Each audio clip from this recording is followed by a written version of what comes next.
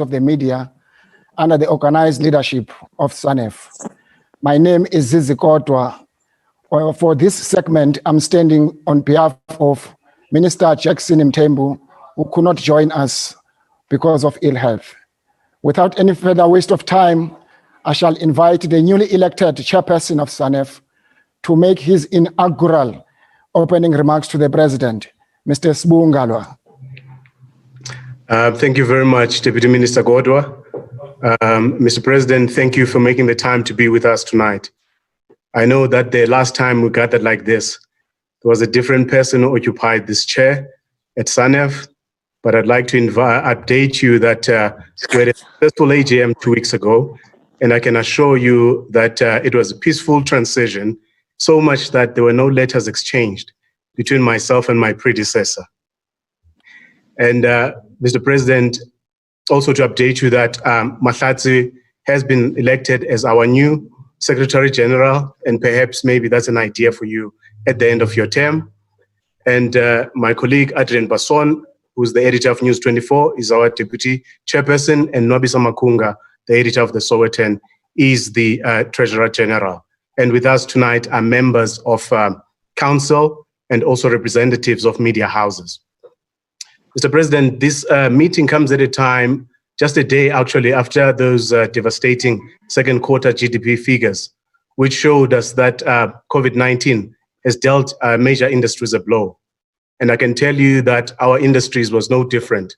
It was not spared from that devastation. The research that we did as Sanef, from looking at the period between March and June, showed us that over 700 jobs had been lost in the media. And over 80 small publications have had to close down as a result. And that is what prompted us to set up a media relief fund, where we've been able to raise about 3.25 million over the past few months. And I'd like to update members that we have paid out over 227 recipients who have each received 5,000 Rand each. We have started the second round. We launched that yesterday. And this, Mr. President, is about immediate relief for journalists who have lost their income during this period. And we do understand that the immediate relief is a finite project, but we are also looking at the long-term sustainability of the media industry. But as an organization and as an industry, we are still at the infancy of those discussions to see how best to cushion the industry from the long-term effects of COVID-19. At an appropriate time, we'll invite stakeholders, various stakeholders, including government, to be part of those discussions. And the last time we met, President, the former chairperson did raise the issue of Paul Ntoba, who was a journalist who had to run off, who was exiled in Lesotho after he had been harassed by police. And we had asked for an intervention. I'm happy to announce that there is an investigation by IPID, and that Paul is back in the country, and IPID,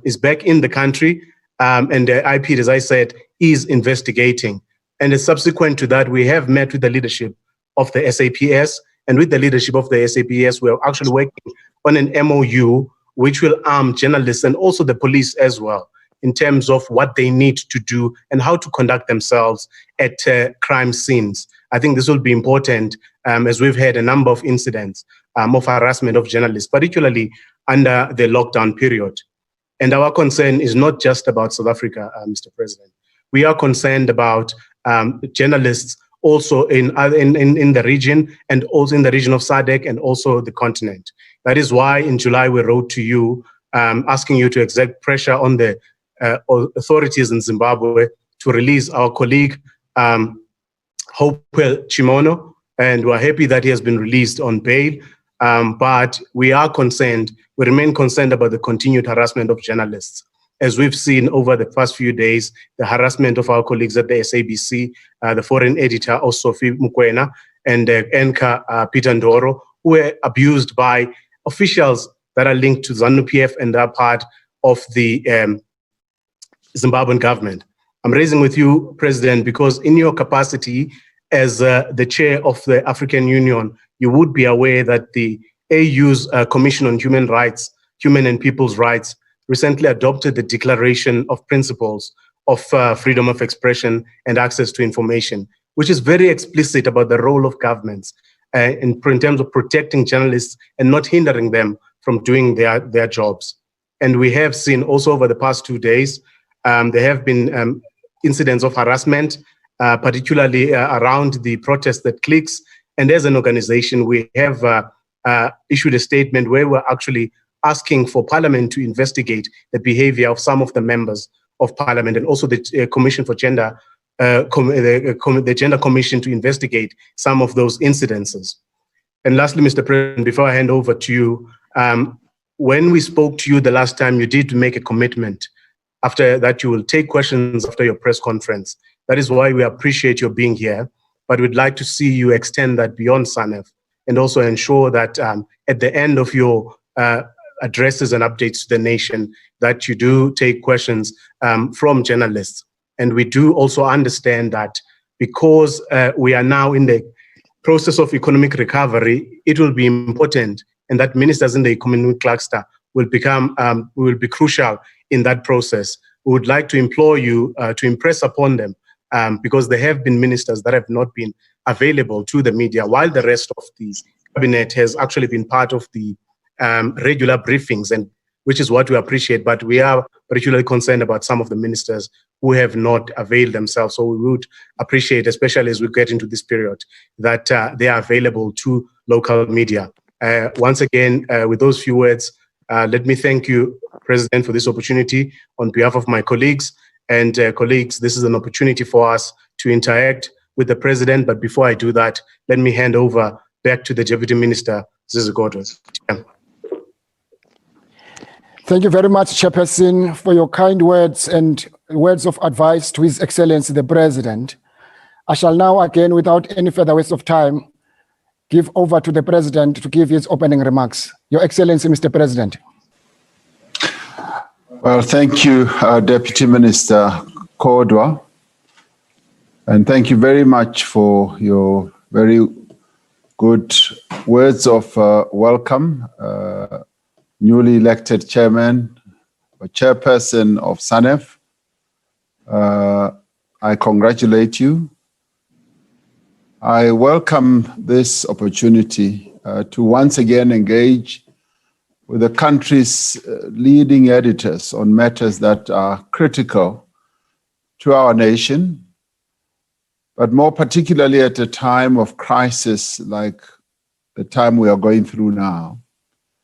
This engagement is obviously long overdue, and we need to apologize that it has taken quite a bit of time to arrange. We kept having stops and starts, and we keep hoping that we will perfect this engagement with journalists. The willingness is there. We just need to arrange it well enough, and I will be asking Minister Kodwa and Minister Mthembu to actually have a discussion with yourselves on how we can craft it. The suggestion has been made that after I address the nation, as I will next week, on a range of matters, that we should allow for time for questions, but it is so arranged that people have felt that that may not be the appropriate time. What we should rather do is to allow for questions on another day following or 2 days later. So that is what we're working with. And in relation to having ministers, particularly at a time like this with the economy not performing well at all, in fact, being in a real terrible shape, we should allow our economic cluster ministers to be more available. That we will arrange. I do wish to congratulate, as I said to you, Sbu, the newly elected leadership of Sanef. You said that Mahlatsi Gallants has now become the Secretary General, and that maybe that's something that I should consider after leaving my current position. I have been Secretary General, so for me that will be a move sideways and not upstairs. Having been Secretary General, I know what happens in that type of post. Think of another one, and I'll leave it to you to find another post or role for me.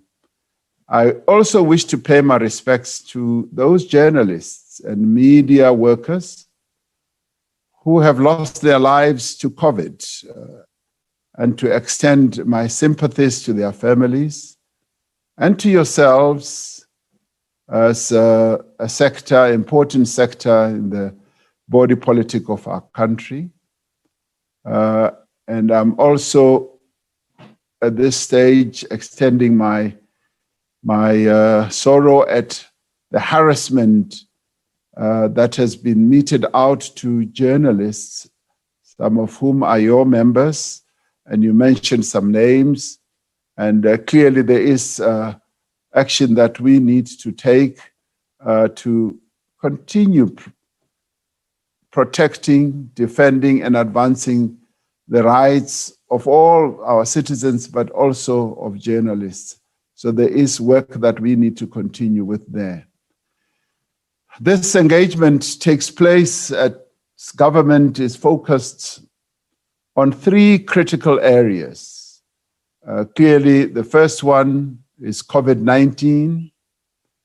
We are intensifying our public health response with a view of further reducing the incidence of new cases across all our provinces.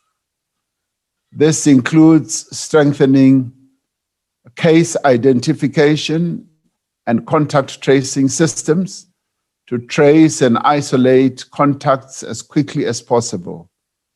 And we're putting in place the mechanisms to be able to do that.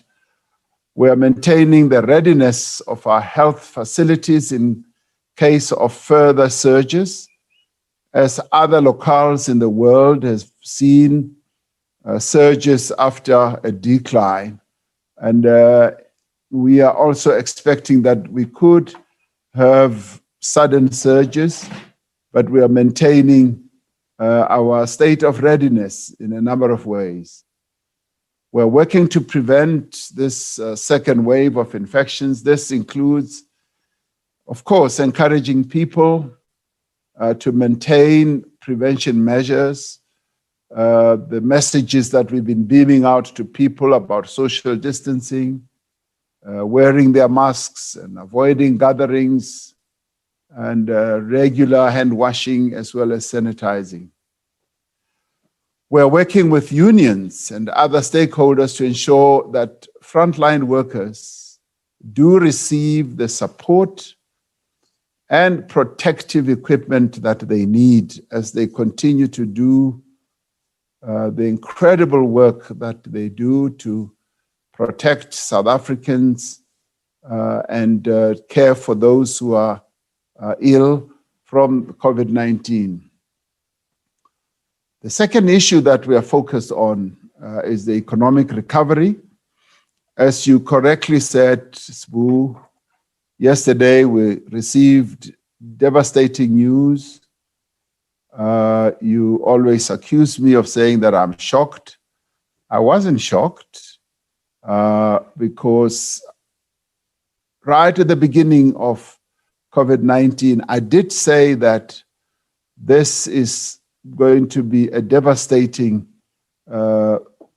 pandemic, and it is going to affect livelihoods, and that the economy of our country would suffer greatly.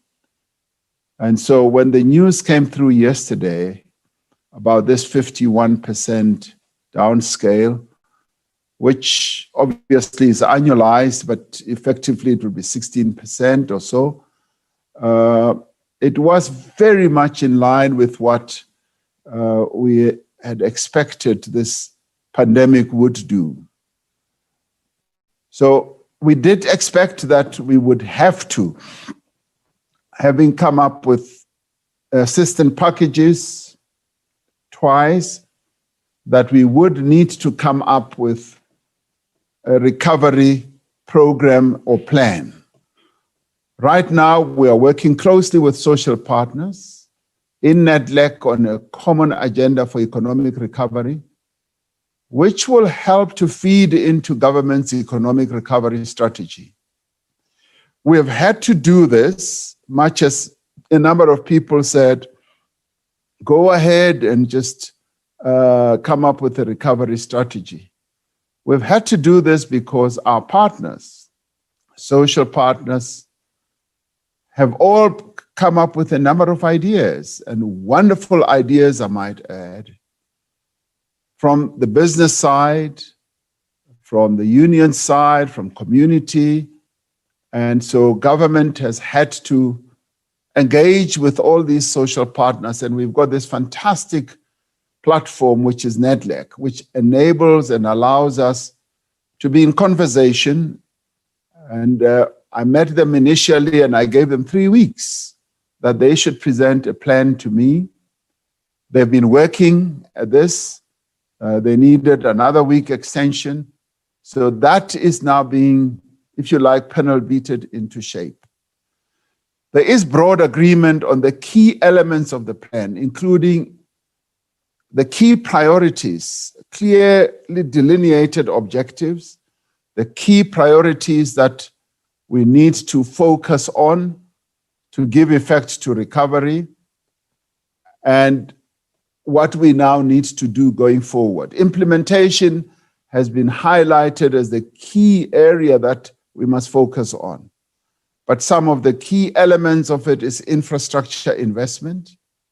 And we are pleased that we've been able, through the Infrastructure Investment Office in the presidency, we've been able to identify key projects across all our provinces that we can embark on. And some of them are shovel ready, and some of them, are almost ready at the press of a button very shortly, and they will create quite a number of jobs. But we've also been working on a mass employment type of program, and also focusing on reforms, the economic reforms that we need to embark on. So on the economic side, I think we will be able to come up with actionable plans on a number of fronts. We are improving the implementation of several areas of our 500 billion economic and social relief package. This includes, obviously, the wage support through special UIF TERS scheme, expanding the reach of the loan guarantee scheme. And I must say, and I'm sure you will ask questions in this regard, there have been some problems and issues about the 200 billion rand guarantee scheme, which I have said needs to be resolved so that the scheme is able to achieve the objectives that we set out for it. And we also have been making progress with regard to the special COVID grant, that it reaches those people that need it. And the third area that we've been focusing on is the issue of corruption. There is an intense focus on detecting and prosecuting COVID-related corruption and improving transparency in procurement. And I've often said that we must look out for some silver linings beneath this COVID-19 cloud. And one of those would be, from now on, when it comes to procurement, we need to have transparency. The type of transparency that will enable our people to know what the money that they pay in taxes is going to be used for, so that we are able to rid our country of procurement corruption and put in place a number of measures and schemes that will enable us to reach that goal. Now, the processes around corruption are being undertaken by the SIU, by SARS, and all the agencies working together in what we have called the Fusion Center. In order to promote transparency and accountability, we have published the details of all COVID-related procurement in public entities. And when we set up a cabinet committee, some people thought that we were setting it up to investigate, but we were setting it up to collate all that has happened from a COVID procurement point of view in all government departments and all entities. And that, under the leadership of Minister Lamula, has happened, and further reports are going to also come through. And much of that information is now available on the Treasury website. We're looking at broader measures to tackle corruption in general, from strengthening and better resourcing existing law enforcement agencies to establishing a permanent multidisciplinary entity to ensure more effective detection and prosecution. Now, this engagement with yourselves is taking place as the country is having to once again confront the challenge of gender-based violence and femicide, which has reared its head in the most ugly way in our country. That is the other fourth area that we're focusing on. And at the cabinet level and at the NCCC level, we've discussed it extensively and want to strengthen the resolve of the women of our country, which has been put together in the National Strategic Plan, but that we as government need to do much more than what they have crafted in the National Strategic Plan. And so we will be focusing on that as well. But of course, the other challenge that we're facing is the issue of racism. Racism continues to rear its head in our country, where the basic human rights of sections of our population are being degraded and undermined. Much as we have made significant progress over the last 26 years in building a non-racial South Africa, and we've taken a lot of actions, but there are a few who are seeking to take us backwards. As a country, we must take a firm and unyielding stance against all forms of racism, whether they happen in broad society, in a party, or in an organization, or in a community. We've got to take a clear stance, because having been subjected as a country and as a nation in all our diversity to the ravages of racism, we cannot and must not allow the gains that we have made in this regard to be taken away from us. And since this engagement is intended as a dialogue, I will end my remarks here and deal with the detail on these and other pertinent issues during questions that you are going to pose. But as I said, I'm really delighted that we can have this moment, and I'm sorry it has taken this long. My willingness to engage with yourselves as editors and beyond you with the other journalists is firm, and I'd like to do that because we've got to demonstrate our accountability. But then again, from your questions and comments, we always learn a lot. I always learn a lot, and I pick up a lot of ideas and suggestions. You may be surprised by this.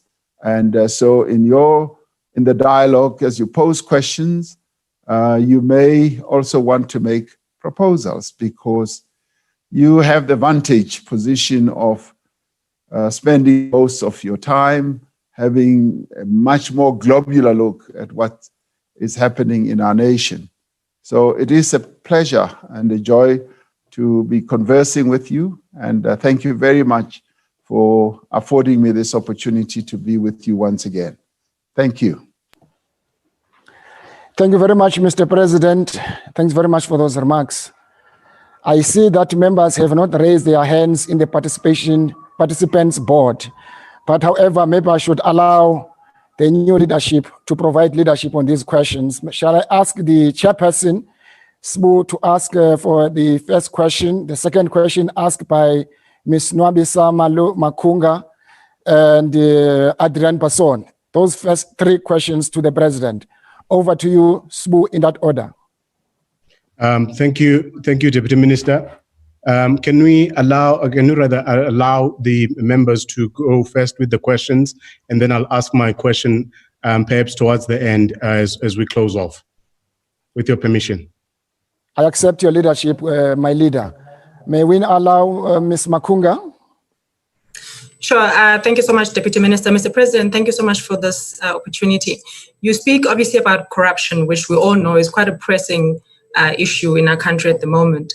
And I think a lot of people, you probably share the frustration. A lot of people in South Africa are really kind of wondering what is happening, particularly with people who are being investigated and people who are politically exposed. When are we actually going to see, prosecutions happening? Now, I'm not suggesting, Mr. President, that you will be the prosecutor, but I would like to understand,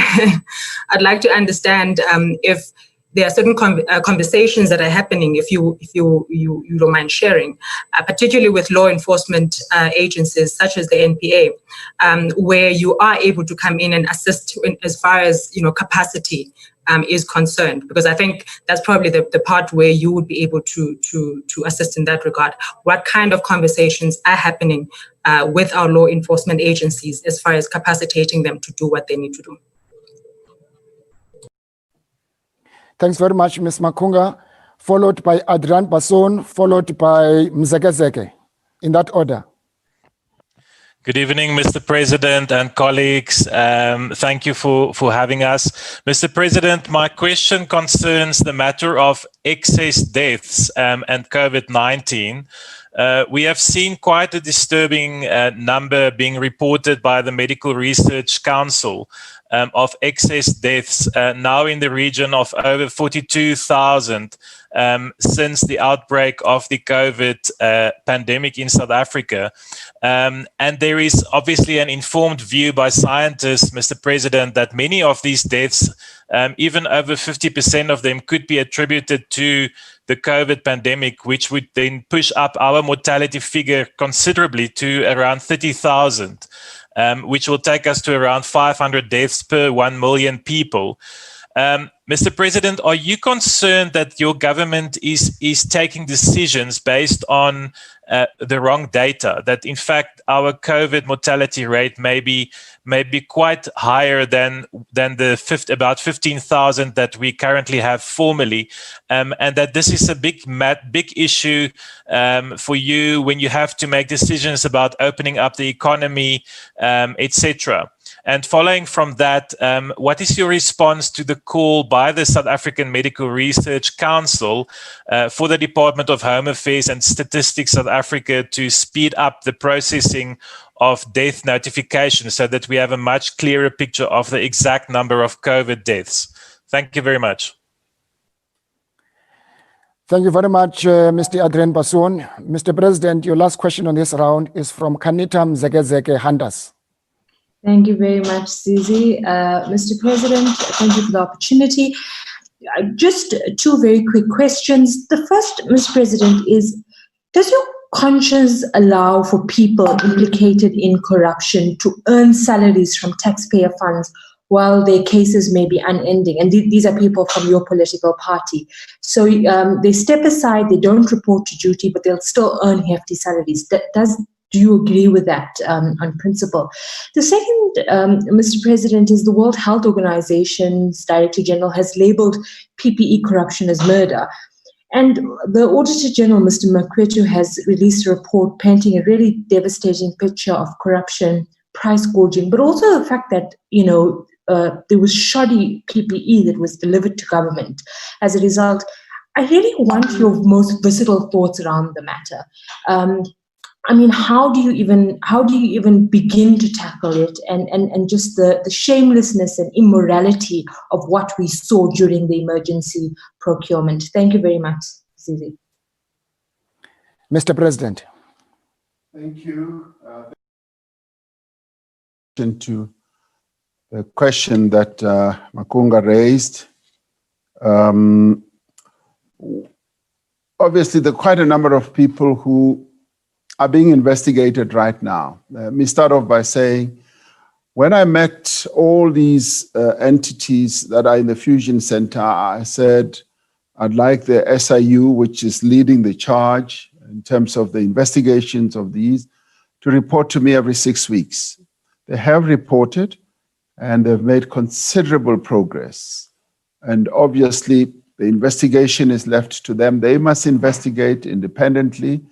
And if there's wrong that has been done, they must prepare all the charges that they can and make sure that the NPA takes up whatever matters, and all the other agencies must cooperate in ensuring that there is a clear case or cases that can be prosecutable. Now, obviously, they also discuss the issue of resources. They have raised a question of resources. They are understaffed. They need more people. They need more resources. And we have committed that we will provide them with the resources where those resources are needed, and so that they can speed up their work. So that is as far as my discussion goes with them. For the rest, they must do their work. All I will do is to capacitate them, to strengthen their capability so that they do their work without any fear, favor, or prejudice. And that I've also said to them, they must communicate wherever they have challenges or shortcomings in terms of resources, and they have agreed that they will be able to do so. It is important for us to build institutions and strengthen them, because once they are strengthened, then they will do their work. They are professionals. They are well-versed in the work that they themselves have to do, and they don't need to be taught to suck eggs. They know exactly what to do. I could never even begin to investigate any case, nor to prosecute any case. So it would be a total disaster when it comes to that. But we've got people within our government structures whose job it is to do that. And our function as government must be to strengthen them, to strengthen their hand and make sure that they do the work as well as they should. So that we will do. The issue, Adrian, of excess deaths is a concerning one, and medical or scientists and professionals have been to the National Command Council, Coronavirus Command Council, and they have outlined precisely how this process works, particularly the reporting of deaths, and in some cases, deaths are not reported as quickly as they should. And it is concerning. I am concerned about that, but I do not believe for one moment that we've taken decisions on the wrong data. We've been well advised. We've been so well advised that the Medical Advisory Committee that was set up by Minister Mkhize has 51 professionals of diverse training, experience, and capability. And you've seen sometimes they differ amongst themselves, even in public.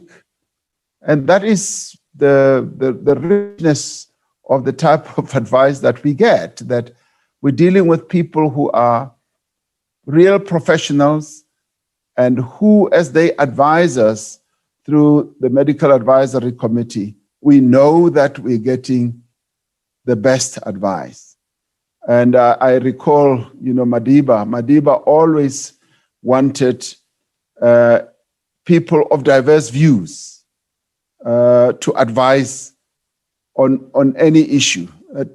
the more diverse views that he could hear, the better, because that enabled him to be able to take decisions. And in this regard, we have also got that. We've got real professionals, but so you know, from time to time, we also get, if you like, ancillary bodies that deal with real sort of intricate issues, like actuarial scientists who look and plot the incidence of deaths in a way that ordinarily one may not be able to understand. And they just don't look at the incidence of deaths, COVID deaths that we count. They look much deeper and they extrapolate. And we've listened to them and we've taken their advice as well. So from an advice point of view, I would not say that we've taken advice on wrong data. I think the data has been well advised and well ventilated. And yes, it is possible that the records of people who've died from COVID-related disease could have been a lot more, but we've dealt with those numbers, and there's always a margin of error when you deal with this. But the data, in my view, has been spot on. The issue of death notification, clearly, that has been also one of the challenges, because the death notification takes place through Home Affairs, who, when the medical people certify somebody dead, the certificate finally has to be reported to Home Affairs, and they have a role there. So the death notification process needs to be streamlined. And I think during the period of COVID, we're learning a lot of things that we need to improve on. Juanita, the issue of people who are found to have done wrong and who are suspended and earn salaries. I know, and I've listened to many radio programs, people are appalled that someone who has been suspended for either being charged for either corruption or some form of malfeasance would be suspended and continue earning their salaries. And initially, when we held our press conference, I did say there's the issue of the labor laws, and it's not an issue that one does intentionally. There are the labor laws. As it stands now, I think in many companies and also in government, when you are suspended, for whatever wrong you could have done, it is often, not always, but often suspension with pay. And I know that in this case, the public is appalled at the fact that some people, particularly politicians, could be suspended with pay, and the reaction has been quite negative on that. And you want to know how I respond to that.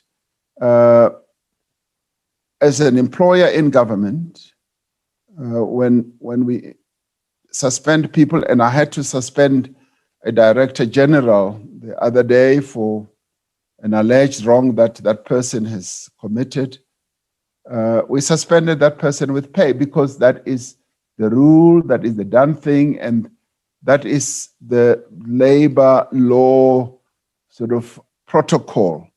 So one needs to look at that in that way. And if, for instance, there has to be a different rule for, say, politicians, then that needs to be looked at. But as it is now in your various organizations and in various organizations that even ordinary people work for, the general labor law is that when you are suspended, it is with pay. Now, the concern that I have with this is that sometimes it goes on forever. I know of people who've been on suspension for years and years, and they continue to be paid. Now, that, in my view, is iniquitous, and it should not happen in the way that it has unfolded in other cases. So we need to look at that, and this moment of having people being suspended should enable us to look at it and say, is this the right thing, particularly in view of the reaction of ordinary people? Because in the end, we are accountable to ordinary people. The PPE scandal, as you said, the WHO has said it is murder. And I do take that view as well, because those that have either hiked prices, and in some cases the prices have been hiked up to 800%. And I've often asked myself, what gets into somebody's head that a mask that would ordinarily cost, 2 Rand or 3 Rand is now sold at 90 Rand. That must tell anyone who does that is not only wrong, but that is criminal. It is completely unacceptable.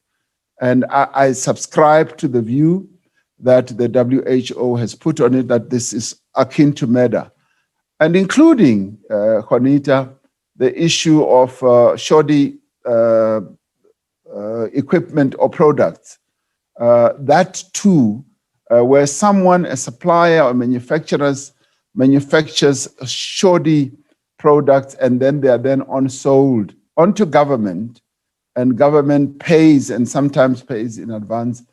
It is plain robbery against government and should not be allowed. And I've always held the view, and I continue to hold the view, that anyone who sells anything to government must not be seeking to make an excessive profit, because the government manages public money. It is people's money. If you are going to sell something to me as an individual and you want to make excessive profit, that is a separate matter, but not when we are dealing with the money that belongs to ordinary people. So that wrong must be brought to an end. And we are hoping that through the measures that we are now going to put in place, we will have drawn a line on the procurement systems, that no more shall we allow procurement systems that will allow this type of excessive profiteering from a disaster such as the one that we're going through now. Thank you. Thank you very much, Mr. President. Shall I request colleagues that those that have asked questions to lower their hands? Adrian and Kanita, I see your hands are still up. Maybe you can come in a second round. Shall I now invite Vuyom Voko? Shall I invite Carol Patton? Shall I invite Diane Hawker? In that order, please. Good evening, Mr. President. We've been hearing and seeing leaders of organized business, religious leaders, increasingly expressing their frustrations with you in particular. I mean, Kosatu saying you are confrontation averse, you're negotiating with the criminals, and you don't really walk the talk. We had a cry of Sidigiwe from the Anglican Archbishop the other day, and similar sentiments have been expressed by various business leaders. Now, considering that these are people you often, meet with, what I'd like to know is whether they have actually been telling you in your face just how unhappy they are with you not doing the best that they think you should be doing. And irrespective of your answer to that question, whether you think that their criticism has merit or is simply unfair.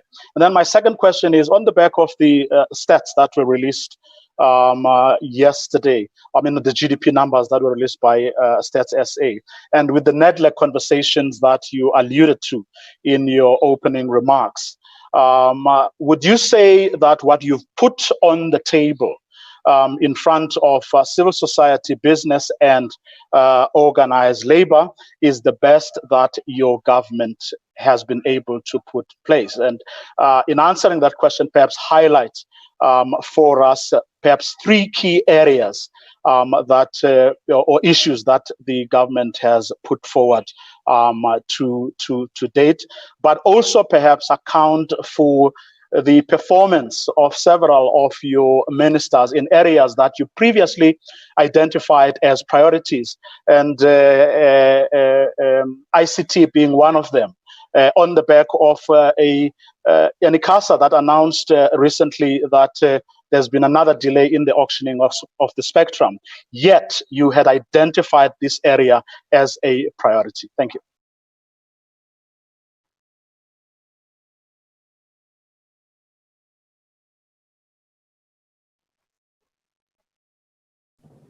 Carol? Sorry. Thank you very much, Deputy Minister and Mr. President. Thanks for the opportunity. Could I just follow up on Kanita's question? You spoke about the Director General who you've suspended. Now, I suspect you're talking about the Director General of Public Works.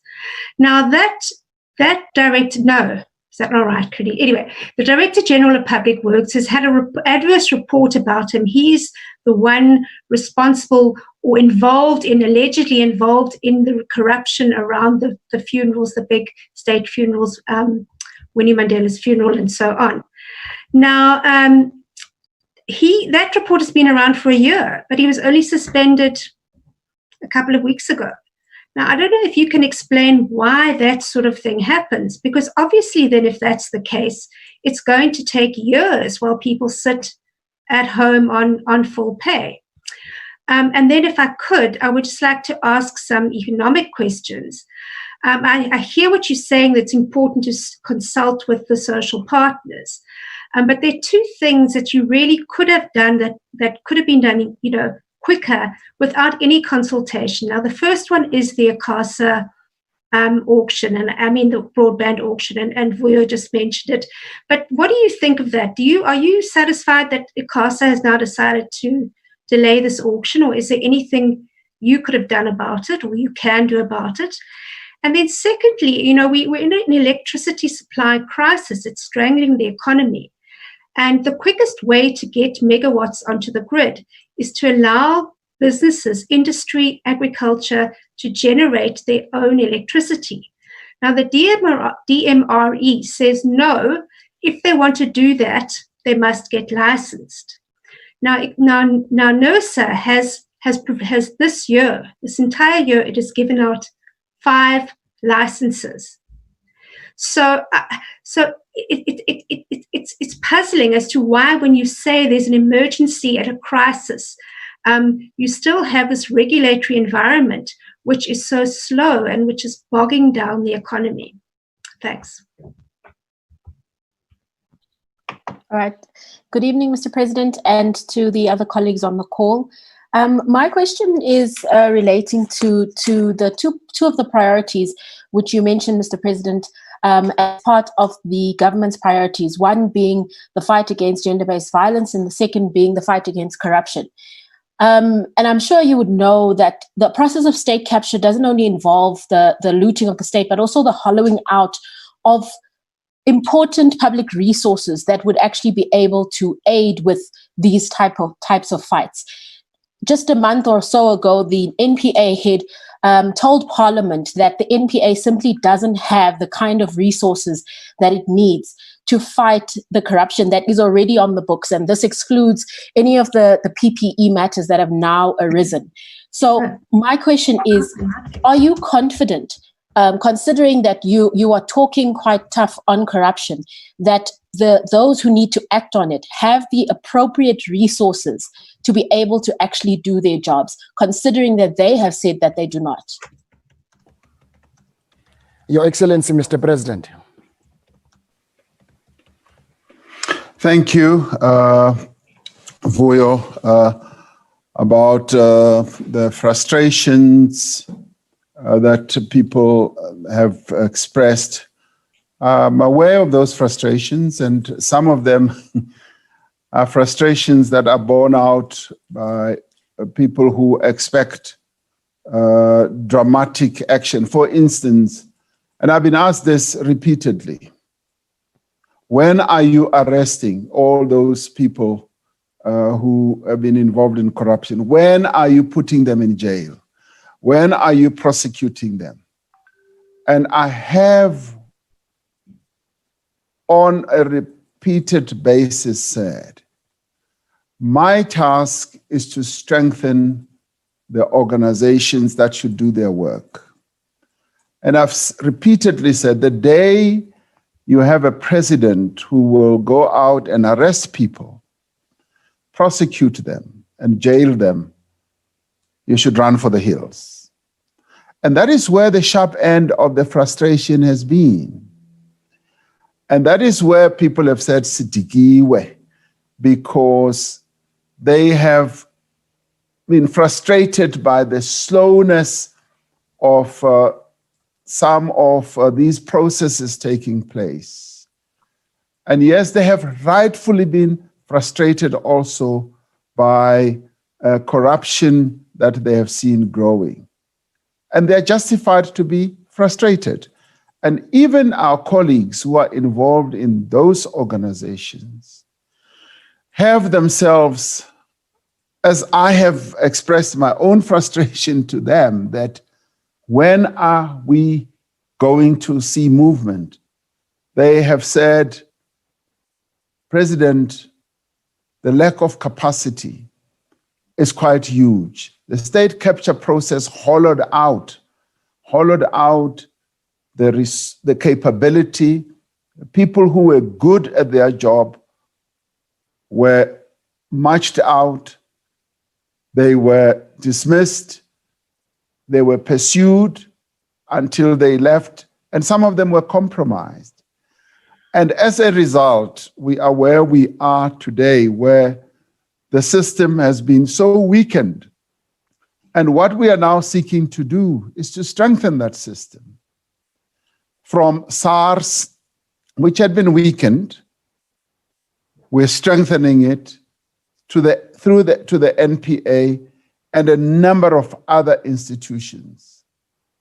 We've come from a situation of almost like a capability or incapability war zone. And we are trying to rebuild. And inevitably, Vuyo, all these things, as they don't happen, will rest on the head of the president. That why are you not putting this one in jail? Why are you not acting in this way and that way? And what I have said is that as some people have seen action now being done, and they have come back to me and said, we can now see what you've been working on. And I say, history will absolve me, because the determination to put things right is there. And we may be moving at a slow pace, and we may be moving at a pace where people, want faster movement. But we are painstakingly putting things right. And even my colleagues, my comrades in COSATU, and even people in the churches, when we sit down to talk about the processes we're involved in, they often say, yes, we see what is now being done. And I think we've now reached a stage where the change that we've all wanted to see will start unfolding. It has been a slow burn, it's been slow in happening, but we are going to see change. And I often say that it's irrevocable. We are going to see change. And of course, there will continue to be those forces that resist the change, and they will seek to put the brakes on, because those who have benefited from the state of incapacity, dysfunctionality, will continue to want to benefit. And our resolve is that we must bring about change. And sometimes it will move slowly, but it will gather momentum. And it is gathering momentum, it will move ahead. So you want to hear whether it has merit or no merit. Yes, people get frustrated. But when we do finally sit down and explain precisely what our strategy is, what our plans are, people get to say, I see where you're going to. And sometimes they even say, now we see what you've been working on. And that's exactly where we are. Is the package that we're putting forward the best? Of course, the government will always try to put its best foot forward. But at the same time, we've got to be in conversation, dialogue with our colleagues. And some people see a weakness in this. Sometimes even those who themselves, like, the business community will say, we've come up with a plan, it must be implemented. It doesn't work like that. We've got to be in dialogue with all our social partners so that all of us, those successful countries that have come out of a terrible situation such as the one we're coming out of now, are those that have succeeded in marshalling all the forces to face in one direction. And that's precisely what I am seeking to do, that all of us must face in one direction. We must all bring to bear our capabilities. And by the way, in doing all this, we are going to have to make contributions, all of us. Government is going to have to make some contributions and sacrifices. Similarly, business as well. Labor and all of us have a role to play. And to get that role to be properly put together, we therefore have to be in dialogue. And fortunately, we are basically all agreed on most of the things that we are talking about. Now you want to know what they are. Vuyo, you'll have to be patient a little bit because they are broad. And the broad themes are, of course, the low-hanging fruit for us is infrastructure. The infrastructure build of our country has been neglected for years. I've said this for the past 2 years, and I continue to say it. We said, when I became president, I said, I want us to put together an infrastructure fund. Admittedly, it has taken long to do so because there had to be a number of conversations between Treasury, DBSA, and so forth. But now we are there, and now we're beginning to move forward. And in doing so, we want to focus on what is doable. And infrastructure happens to be one, mass employment to be another. Yes, including the release of the spectrum, which has been raised as well, which Carol raised, that should the auction of the spectrum not happen quickly. I am unhappy, Carol, so you know, with the delay. And I've spoken to the minister and I said, this needs to be speeded up. We cannot keep the economy in limbo for another 6 months. This needs to be speeded up. March is far too long. And I've said, find ways of getting it done quicker. And when we were at NEDLAC, ICASA also came and they told us a long story about the processes, some of them legislative and all that they've got to go through. And I put a case to them. I said, can't you move quicker? And as we got into COVID, we said, release the spectrum now on a temporary basis, because in dealing with COVID, we've got to have that connectivity capability. And I'm hoping, because I'm not happy with the time they've put forward, I'm hoping that the time will be shortened because our economy needs the release of the spectrum. The auction must take place so that we move on. Carol wants to know why all these delays. And the delays in getting some of these people either suspended or disciplined are given rise to, Carol, by our own system of labor legislation and protocols and processes. And yes, You're absolutely right. Sometimes the reports have been in place for too long and they haven't been actioned. And so, some of the people, once you start taking action against them, they immediately resort to legal action to their lawyers because they believe that they have done no wrong. And then that process itself takes a long place. I would like to see a much shorter process of dealing with these matters so that we can bring much more confidence without the confidence being underpinned by or being undermined by all these delays that should happen. When it comes to energy, yes, we've got to address the energy process. And yes, we've agreed that there should be self-generation. And there's a regulation that says it's got to be licensed. Now, that is in our laws, that is in our regulation. That is something that needs to be looked at. And it is part of the process of looking at the regulatory environment. Because we agree that, and we agreed much earlier that, yes, there should be self-generation. Because ESCOM is facing challenges. But then again, we've also agreed that there should be competition. There should be generation that will put ESCOM on its toes as well. So it is that regulatory environment that we need to look at and see how best that can be corrected.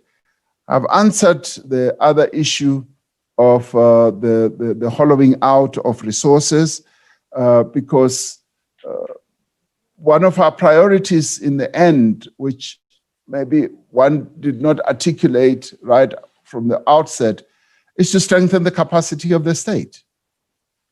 The state that we have now has been weakened. And you may recall that when I delivered one of the states of the nation, I put this capacity of the state as number 6. And I revised that and I said it should be number 1. Capacity of the state in as far as getting things done. As we now go into the recovery process, we are now going to focus more on implementation. And this is where I want to see the implementation taking place, and it will be directed from the President's office. That all the line departments, there will be coordination, and the implementation must happen from a central point so that the coordination thereof, rather, from a central point so that there is proper coordination. And through that, we will be hoping to increase the capacity of the state because then we focus on our priorities, then we focus on what needs to be done. Thank you, Zizi. Thank you very much, Your Excellency, Mr. President. Colleagues, may I request that as we continue to engage the President, we only limit our questions to 1. I see colleagues have a temptation to ask many other questions. If you look at the number of participants that would like to ask questions to the President, we try even not to follow what is on the lead board for the questions to give as many diverse media houses as possible. So I shall request that we limit our question as much as possible to 1 question. I shall now invite Auntie Sophie Mukwena. I shall invite Mary Papaya. I shall invite Teto Matlakwana. Thank you.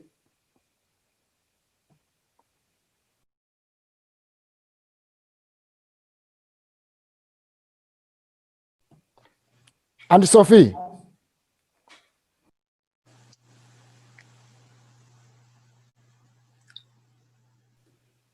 We pass Mary Papaya. Good evening, Mr. President, Deputy Minister. I sit as the chair of the Media Freedom Subcommittee of Sanef. My question, Mr. President, to you is, on Monday you announced 3 significant amendment bills to combat gender-based violence and femicide, considered by some in our country as a pandemic. Are you confident then that the courts and the law enforcement officials are competent to implement these significant aspects pertaining to those bills. And I ask this because you spoke about implementation being centered in your office. What then are the significant resources and the strengthening capabilities that have been pushed in the direction of both law enforcement and the courts, maintaining our picture on the face of women, particularly in rural areas and in informal settlements? Thank you very much. Thank you, Zizi. Good evening to the President. I just wanted to ask a couple of questions, but obviously we're limited to one, so I'll go straight to it. The 200 billion rand loan guarantee scheme, which the President, of course, expressed, has had a couple of challenges or problems in being rolled out. Is it true, Mr. President, that business leaders Colin Coleman and Stephen Kosef came up with the idea and not Treasury, and there was no consensus or consultation with Treasury and other partners about this loan scheme, and that is why you've had this kind of stumbling blocks that you have? Thank you. Mike Cohen.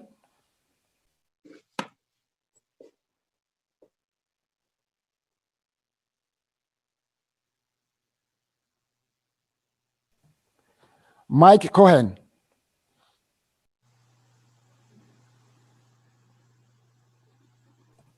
We pass Marianne.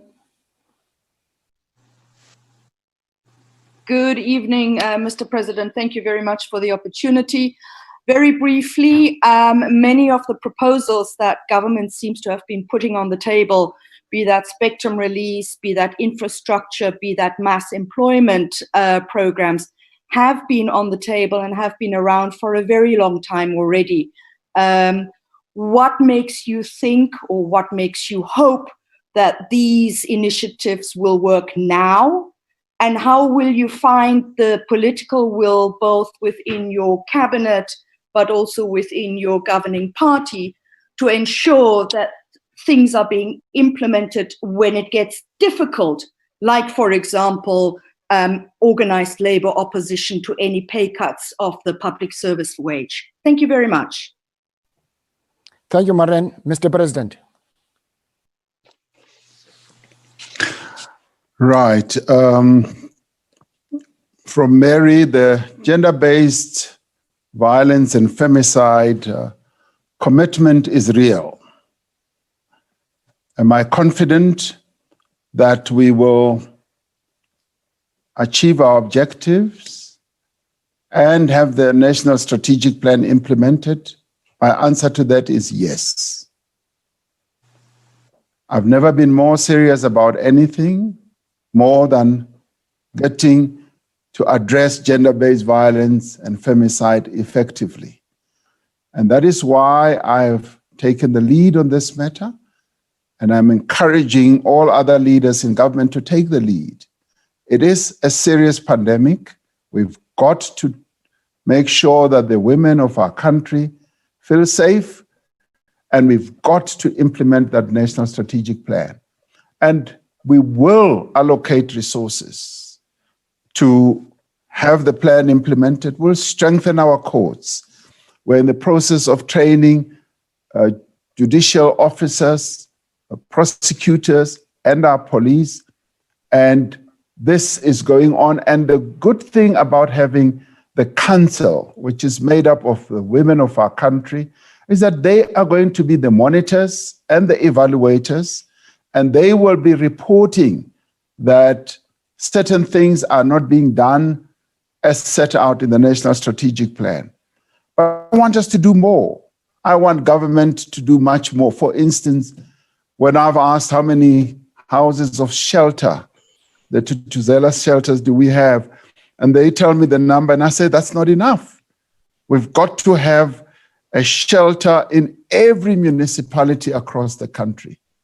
And I've said that part of the COVID legacy must be that we should have such shelters throughout the country. And many other processes need to take place. We need to make sure that we also embark on a massive conscientization drive so that the men, both young and old in our country, become much more aware and attuned to the fact that the women of our country have equal rights just like they do.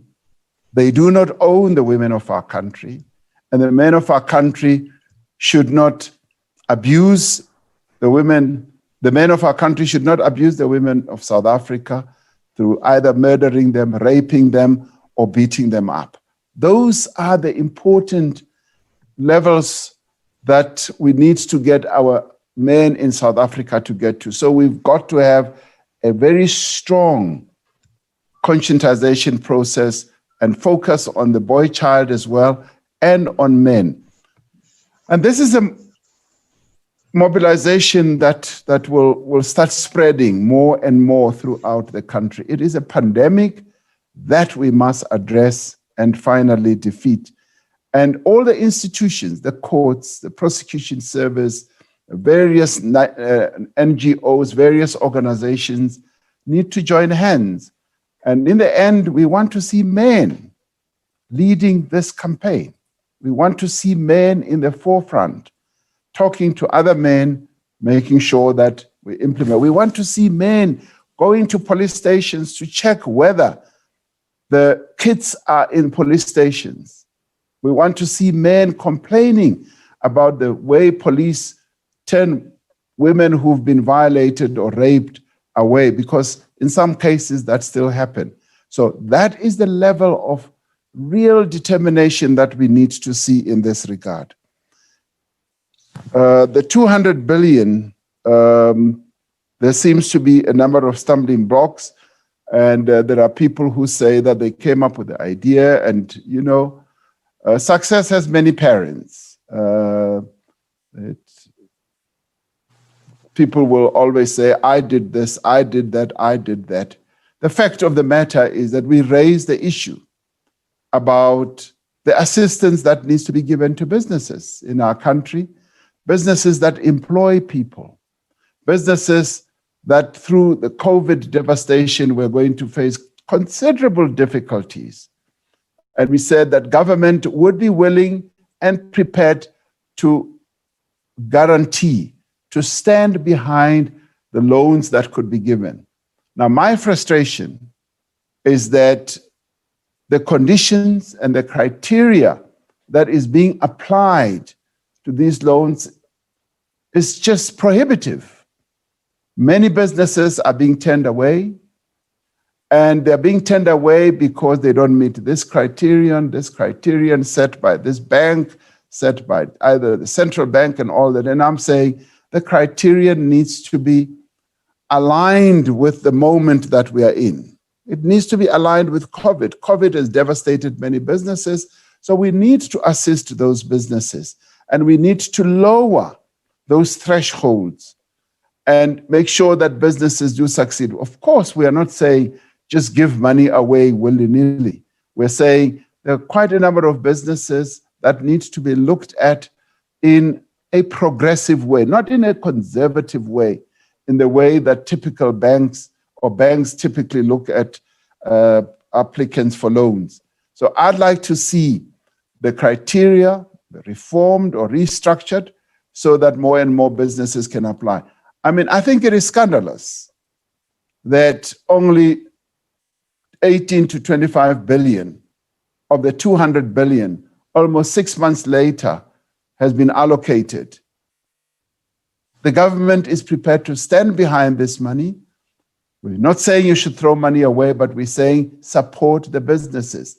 And if it requires that more skills need to be allocated, yes, in the financial institutions, then that should be so that we're able to give support to businesses more and more.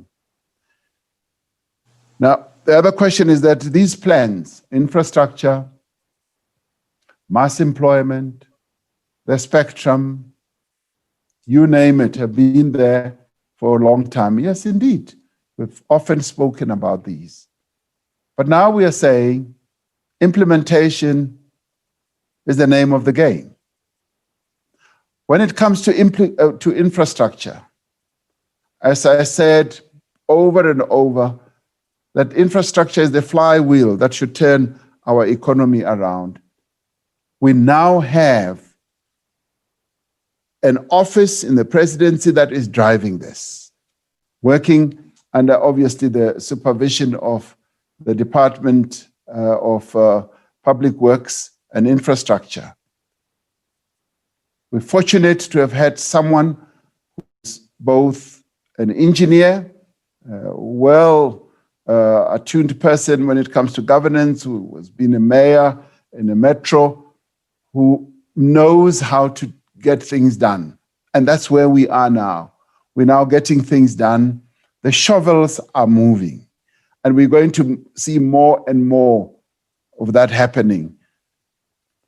The structure that we've got at the government level, which is composed, the PCC, which is composed of premiers, which is composed of a number of ministers, which is composed of the mayors of our metro, gets together to look at all the projects.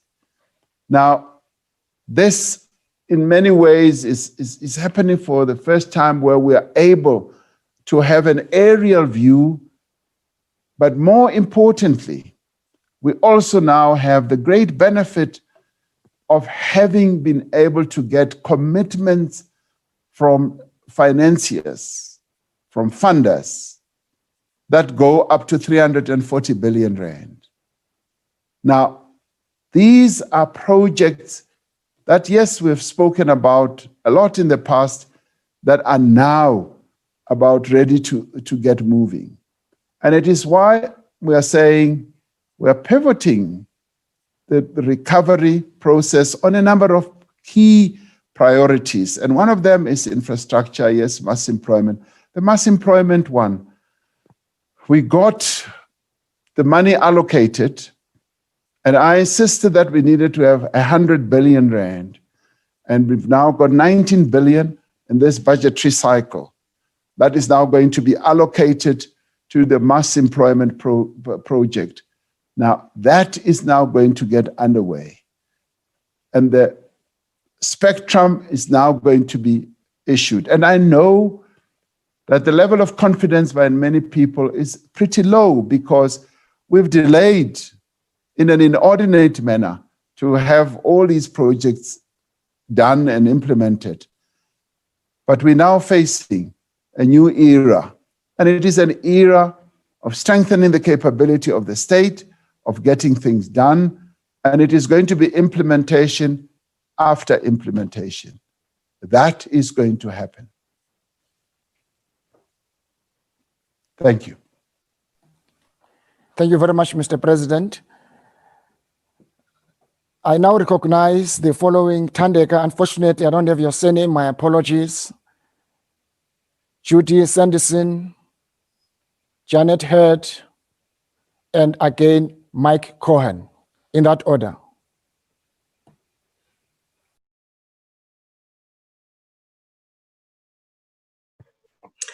Thank you, Deputy Minister, and thank you for this engagement, Mr. President. I've been on several sides of the gender violence battle as a journalist and editor, and also as a crisis volunteer. But the one thing that hasn't changed over the years is the massive under-resourcing of the frontline workers and organizations that are really agents of change in terms of transforming society from such a patriarchal one that we still have. These are organizations like Rape Crisis, Lifeline, Childline, Power, etc.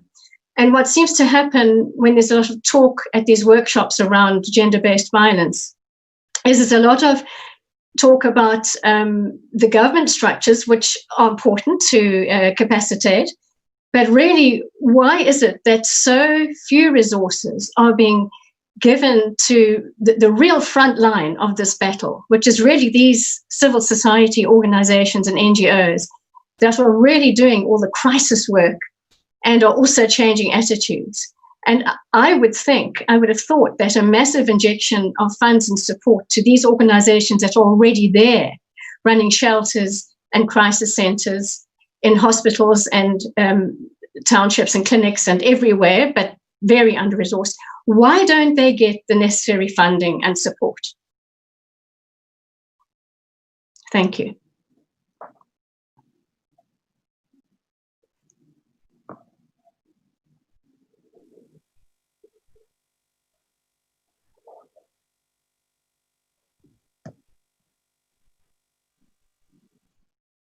I think Tandega is meant to go next.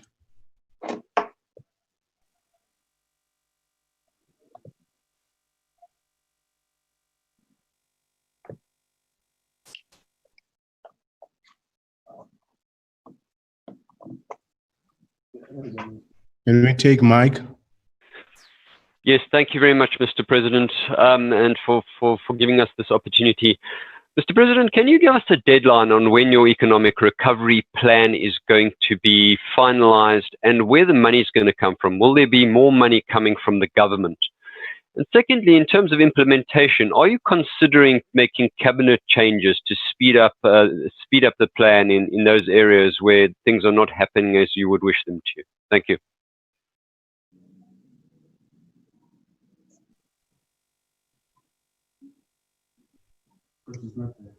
I think, Mr. President, you can just take those questions. The Deputy Minister seems to be having a problem on his side. On the first question, the under-resourcing problem of a number of organizations, Childline and a number of others. And the question is, why don't these organizations get the support? It's a very good question and a fair question. And let me just quickly say that the structure that we've put in place, the council, it is going to be part of their task to look at how best we can resource these organizations. One of the challenges and problems that has been raised over and over again is that the front line, as you correctly say, workers and organizations that are doing the real work should be seen as partners of the government in achieving these goals and objectives that we have. And they need to be resourced, they need to be supported, and that will definitely be the approach. And I'm happy that we've got a national council that is made up of women of our country who are going to be in charge of this process. And when they are in charge, we will be able to follow their lead. It'll almost be like, when we set up SANAC. When we set up SANAC, we were able to get rid of the tension, the strife amongst various organizations, be they community-based, professional, medical or health and so forth, political. We brought them all together under SANAC, and they were able to achieve a modicum of a good way of working together, and also to deal with resource allocation. We were able, as we raised funds from various places, PEPFAR, World Health Organization, whatever, and as we raised funding, we're able to make sure that even those organizations are well resourced. So this structure will be able to address that challenge that many organizations are having. And we will make sure that the resourcing does happen because, as I've said, this gender-based violence and femicide pandemic, we've got to address in quite a determined way. The economic recovery plan, what is the timeline? The timeline is soonest. We're really talking about weeks, maybe 2 to 3 weeks, that we need to have finalized this. And I've said this to the social partners who wanted a little bit of extension, that we now need to move forward so that we are able to put the plan to the nation. Where will the money come from? Government has to a large extent run out of money, and we are going to have to cobble money together. But fortunately, some aspects of this recovery plan will be funded through a variety of mechanisms. The private sector will play a key role, government will play a key role, and we will all need, as I said earlier, to put shoulder to wheel to make sure that this recovery plan works. In the end, it is going to be our plan. So all of us will have a role to play, and we will be seeking to galvanize the entire nation together, that we need to work together and also be able to just make everybody realize that, yes, indeed, it is important if we want to achieve these ideals, objectives we've set out in the plan, that we should work together. You want to know if there's going to be changes in cabinet. I don't know. Would you like to see changes? Do you want to suggest to me? Do you want to give me, even if it's a confidential memo in this regard? You're free to do so. Thank you very much. Thank you very much, Mr. President. Thank you to SBU for co-chairing and assistance. We seem to be struggling, Mr. President, with colleagues from SABC. We'll try them once more. Sophie Mukwena, Andy Sophie, and Tandeka, if you are online, please go ahead and ask your question, followed by SBU Ngalwa.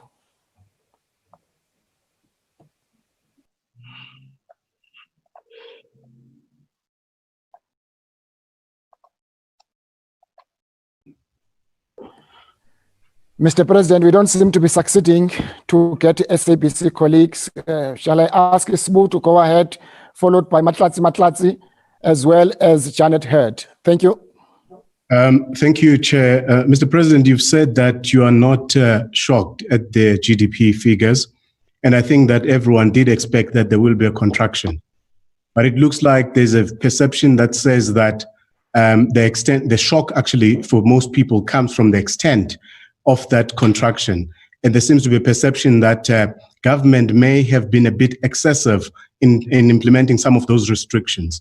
Do you believe, Mr. President, with a little bit of hindsight, that perhaps as government, we could have done things differently in terms of some of the restrictions that were imposed around this time? Thank you.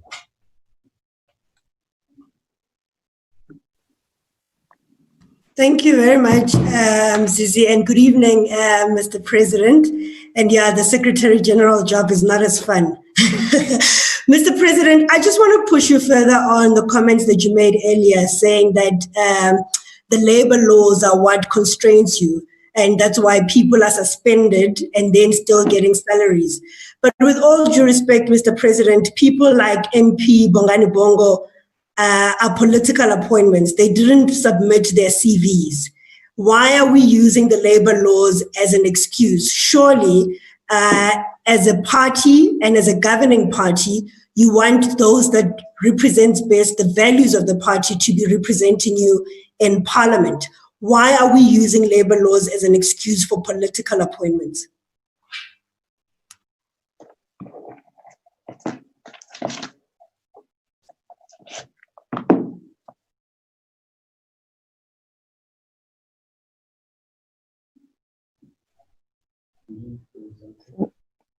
Janet Heard. Good evening, Mr. President. Just sticking with the theme of the evening, I know we're running out of time. You've admitted yourself that government's ability to overcome the country's challenges have been beset by corruption. You've admitted to quite a lot tonight, saying we're entering a new era, that there will be change. But you also said that it may be slow and the state's capacity needs to be strengthened. So I just want to ask you, like here tonight, can you, with these latest interventions that you're announcing, how can you convince people tonight that it will be different and that this really is a change and that we're going to close the gap of the deep inequities in the country? And in other words, I suppose we're saying, why should we believe you? Time is running out. Thanks. Thanks, Janet. Can we try once more, Tandeka Kubule?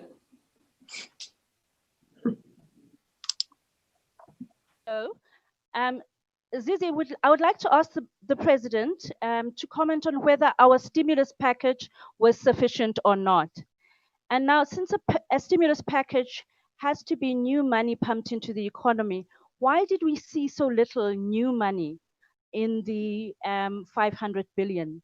Not counting the 200 billion loan guarantee scheme, we note that of the 122 billion, only 18% has really been allocated. Now, Mr. President, it all seems woefully insufficient, even though it appeared that it was a large package. When one drills down deeper and looks at it in granular detail, there are a lot of allocations missing. Now, the Brits say with a stimulus package, you have to go big or go broke. Is our 51% contraction an indication that we didn't go big enough and therefore we went broke? And it's an indication that we did not cushion this economy sufficiently, and that we are going to see many years of permanent economic scarring. And Zizi, since we couldn't come through, I'd like to ask another colleague's question, which is that the profound economic crisis induced by COVID around the world has brought back into sharp, intense focus the old economic debate about public goods. And I'd like to know from Mr. President whether he's in agreement with the tabling of a number of things that should be public goods. A COVID vaccine should be a public good. I think all would agree. Data for education at this time, because so many of the mass of the children of the poor were left behind educationally during this time. Public broadcasting arguably should be a public good, and public goods contribute positively to GDP. And we'd like to know whether public goods feature significantly as part of the President's economic recovery plan. Thank you very much, Sister Ndeka. Sophie from the SABC. My question is about the COVID-19. Mr. President, there's a challenge the developed nations, particularly the G7. It looks like they are working on the vaccine trials, but the problem here, you have a situation where it looks like those powerful nations are pushing to nationalize the vaccine. In other words, the issue of nationalism on vaccine. How are you going to ensure that the poorer countries, particularly the continent, is able to have access to the vaccine should the world be able to come up with one? Thank you very much, Mr. President. We finally were able to connect with SABC colleagues. To you over, Mr. President.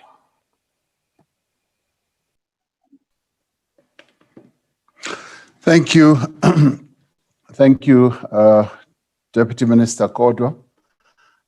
Coming to the question that Sbu raised about the contraction that has been much bigger than what or deeper than what people anticipated. I did expect that it would actually be quite severe. I guess as it has been in many other countries, when one started reading that in countries like the US, 26 million jobs had been lost in just a matter of 2 or 3 months, I knew then that the various countries in the world are going to be adversely affected.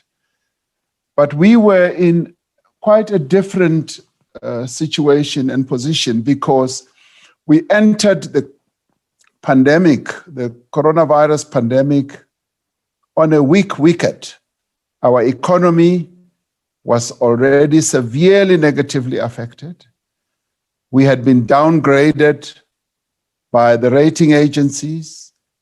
Our growth levels were already pointing to negative. Actually, we were already getting into a recession. And the pandemic just dealt a double, maybe a triple blow to us. So we were already in a weak state. And many countries around the world did what we did. We did go on a hard lockdown, but so did others. And those that didn't actually experience much bigger infections. And the good example we often cite is the UK. The infection rate more or less started at the same time for both countries. We had a lockdown, which, yes, was hard, they had a lighter one, and their infection rate just started going much higher. And the problem with that is that they experienced more deaths than we did. Now, with our lockdown, we would like to believe that we did save lives, many lives, in fact. Had we not embarked on the lockdown as we did, I think many more people would have died. And if one does not believe that, one needs to think about the fact that we needed to ready our own health systems that we prepared properly for, were able to come into their own to the point where we had the higher level of recoveries. And that was due to the health systems that we prepared well for during the lockdown period. And that was one of the key objectives of the lockdown. Yes, of course, the lockdown had a devastating impact on our economy. And let me say, even as we did, Sbu, you will not believe how many people, both small business, big business, people in the communities, in the religious sector, kept sending messages as the infection started rising. And they said, President, you've got to embark on a lockdown. And some of them were even editors and journalists. They said, you've got to have a lockdown.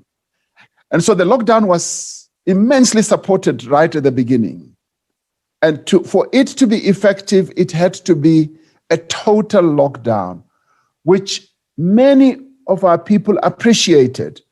And of course, the longer it took, the more people started having different views. And as it succeeded to lower the infection rate, people felt that, oh no, we actually did not need it. And yet little did they know that it was due to the lockdown that we were able to save so many lives. And so people then started, paying little attention to the fact that the lockdown was achieving and has achieved the objective it was set for. But at the same time, we also knew that it was going to have this negative impact on the economy. And that is why we came up with this stimulus package. And I'll keep jumping backwards and forwards with a number of questions. And the stimulus package, the initial one was like 1-point-something% of GDP, which was tinkering on the margins. And we realized that the hard lockdown was having a real negative impact on the economy. So we needed to come up with a plan. And we came up with a plan of a stimulus. But remember, we're having a wounded economy. We are in a fiscal bind. Our debt profile is not good. We cannot go out and borrow much more money exponentially at the going interest rates. And therefore, we needed to come up with a stimulus package. And you say, Thandeka says, it didn't have new money. Yes, it did have new money. New money could only be acquired through borrowing because we do not have a surplus. We are in a fiscal bind. And the central bank also came to the party. What was done by the central bank was in large measure also part of the stimulus package to lower interest rates to historic levels. We've never had your repo rate as low as it is now. So it is part of the package. And going for the 200 billion, it is in the end money that it will be government money in the end if it leads to losses. So government has, in a way, said, we will guarantee this money, and we now know how guarantees work. I mean, we've guaranteed a number of our state-owned enterprises, SAA and all that, and the guarantees are now being called. And this too will happen. So the payment is postponed, but it is money that government is putting on the table. It may not be immediate, but it is money that could be called, and government will have to live up to it. So the banks are facilitators at the moment. And that is why I say the banks need to loosen the criteria so that we can get businesses to function again. It does not help the economy of our country if businesses are not functioning.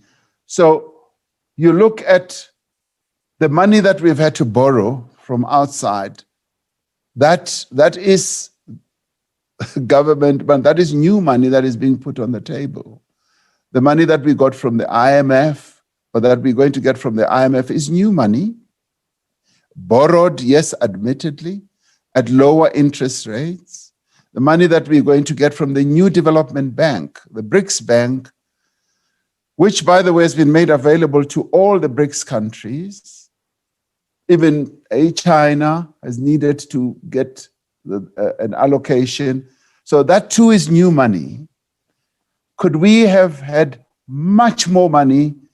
Our borrowing levels do not allow us to do that, because otherwise your debt servicing is going to grow exponentially. And we need to look at our debt levels in whatever we do. So we need to have a balance. And the 500 billion, Tandeka, is almost 11% of our GDP. There is no peer country that we know of, our peer countries, that has done as much as that. We are in the level of your more developed economies that have more capacity in as far as putting out stimulus packages. The UIF payment is, you could say, that's surplus money that has had to be laid out. Yes, it's money that belongs to workers, but it's had to be laid out. And it's historic that so much money has had to be paid out way in advance. And what we made available to augment the social grants, to pay out the 350, is also new money, because we had to find money somewhere to augment. And augmenting our social grants was something that was welcomed by the pensioners, the children who get all these grants, and that has served, and people who are disabled, that has served us well. And so the stimulus package of 500 billion is quite a big ticket and has never happened in the history of our country. Could we have done more? Yes. What did I want? I wanted R1 trillion. I honestly wanted R1 trillion. But when we had to look at where the money would come from, we were constrained. And it was not for lack of imagination or lack of trying. We wanted to do the best for the people of our country. So you could say, yes, between a rock and a hard place, that's exactly where we were. Has the issue, you say, go big or go broke? And I would like to believe that we have gone big, much bigger than we would ever imagined. To lay out 100 billion rand for mass employment is quite a big number. For job protection and for job creation, of course we need more. Right now where I am, I wish we could lay out R1 trillion, but we don't have that capacity. We don't have that sort of money. So we've got to make do with what we are going to have to do with. And of course, when we come up with our plan, there'll be more criticism, but we are going to have to cut the cloth, our coat, according to the size of the cloth that we've got. Has COVID brought the issue of public goods to the fore effectively? Yes, it has. And COVID moment has brought about a number of other new things that were never thought of in the world. I can tell you of one, the issue of the basic income grant.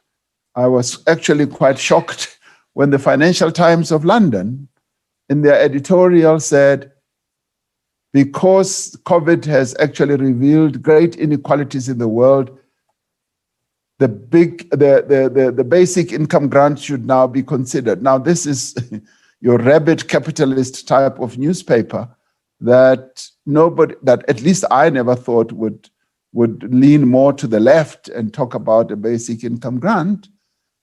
So the issue of public goods is a matter that has become very prominent, and it's a matter that we've got to be dealing with and actually saying, in order to reduce poverty, we've got to address things that we've always ordinarily thought that people should pay for. But how will they pay for it when they don't have the money? Like data for students, for instance. How are they ever going to be able to pay for data? And that is why the Minister of Higher Education negotiated with the mobile companies to seriously and heavily reduce the cost of data. And that was done for that period. But the public good issue has come to the fore, including, for instance, the issue of vaccines, the issue that Sophie also raises. Should the vaccine that is found and developed now be something that will be hogged by your more developed countries? The answer should be no. The vaccine that will be developed should be made available, should not be nationalized, as Sophie is saying, by your rich countries who have the capability and the firepower. It should be made available. Of course, there is a cost attached to it, but it should not be at a price where excessive profits are going to be made. Even a public good has got to be paid for in one form, shape, or another. And if we find it, we will, when it is found, we will want to get that vaccine, and we will have to make it available to our people. And we will want to regard it as a public good. But the whole process of acquiring it is something that we are going to negotiate, we are going to advocate and agitate for the pricing of those vaccines, not to be excessive. And I think the message is sinking in. From the African Union perspective, that is precisely the message that we are sending out. We're saying the whole continent of 1.2 billion people is going to be the second biggest market, possibly the third after China and India and us in Africa. And so therefore, we need to be at the table. We need to be talking more and more about access. And tomorrow we're going to have a World Health Organization event with a number of heads of states talking precisely about this. And the message that I am going to be putting forward as chair of the AU is that a vaccine has got to be made available to the African continent. We cannot accept that only the big developed economies should be the ones that hog the vaccine. And we also, by the way, have other capabilities in South Africa, because when the vaccine is finally perfected and available, we are going to manufacture it here. And we're going to make sure that we have the access that will be required. Janet says, how are we going to convince people tonight that things will be different? I'm hoping that, and I don't want to keep repeating this, there's been a lot of doubt, a lot of skepticism about what we've been seeking to do. And it took someone who did a full analysis full analysis of what has been done and achieved since the 6th administration got into office. There was a gentleman called J.P. Landman who did a write-up, and the type of write-up that even my publicity populist side would probably never have pieced together. But he did, and he said, when you look at the record, when you look at what has been achieved, you look at what's been done at the NPA, at SARS, and a number of places, you'll find that there has been a change. And in some cases, it's a sea change, because we were on a one-way ticket to total dysfunctionality. And we've been able to arrest some of those things, the bad things that were happening, and reposition. And I say, that is the record. And that is why I say history will absolve me, because one needs to look at what we are seeking to do. And when we do these things, we're not playing games. We're being very serious, and we're doing it in a painstaking manner. And some of it may be taking longer than what people wanted. But you know what? It took a number of years to have dysfunctionality in various state structures. And a number of them were broken piece by piece on an ongoing basis, and it took years. And of course, South Africans want to see everything repaired and done properly the very same day. But it has taken time. It will take time, but I'm hoping that when people see that there is a change and we are changing things, they will realize that we are serious. And it is this, Janet, that I think should convince people. We've never had a situation where we have put corruption under the spotlight like we are now, where government in all its various criminal justice institutions is actually are working together. And where we are even saying we are looking forward to reviving certain structures that served us well, because we are serious about corruption.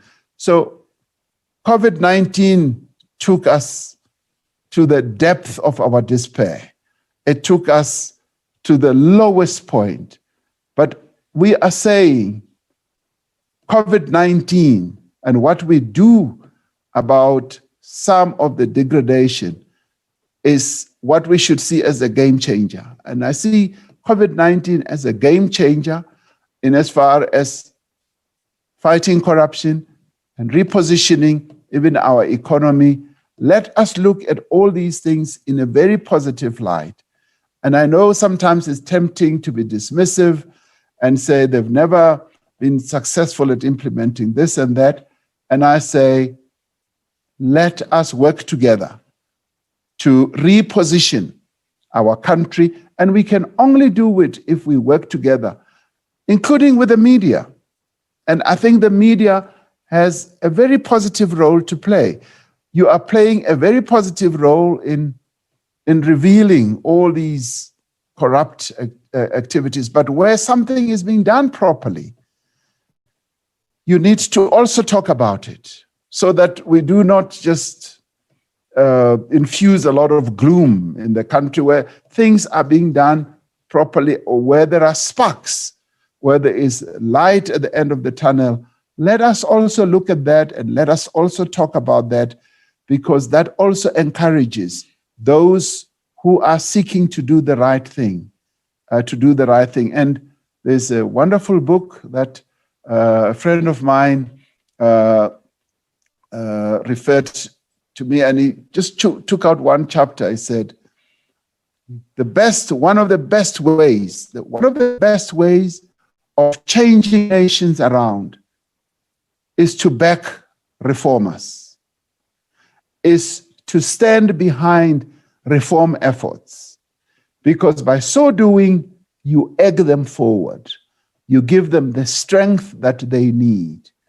We're not saying that there shouldn't be any criticism. There should be, of course there should be. Where we go wrong, where I go wrong, yes, there should be. But where we go, we do certain things right, and we should have that wind. There should be that wind, and it should be the wind behind the nation, the entire nation, that we're now focusing on putting things right. And I believe that COVID-19 has yielded that key moment for our country, that having gone to the depths of total degradation and despair, we should be able to rise like a phoenix from the ashes. And this is the moment that South Africa now has. Thank you very much. At this moment, Mr. President, you'll be pleased to know that we're now taking the last round of hands, which are quite few hands. And thank you very much, Mr. President, for giving us the opportunity. MC Ferrari, Daniela Graham, Nikki Gules, Samano Makadi. Zizi, my question wasn't answered. Which one? Yes. Oh, this one. Yes, Mahlatsi. Yes. Let me answer it when we do the rest of the other questions. That's fine. Yes, I'll come back to that. My apologies. Thank you, Mahlatsi, and thank you, Mr. President. Can we follow the hands in that order, please? Thank you, Mr. President. My question on corruption was answered, but I'm wondering, I was a little bit surprised yesterday to quite rapidly see a statement from the presidency on the GDP figures, but then to see the finance minister say that his response will be forthcoming later over the weekend in a column in a Sunday newspaper. What should we read into that? Does it mean that the presidency leads very firmly on the economy now?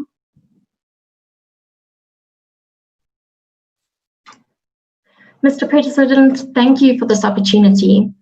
What is government's latest thinking with regards to balancing continued lockdown restrictions versus recovery to the economy? Have the learnings over the past few months changed your views of these restrictions? And if so, how?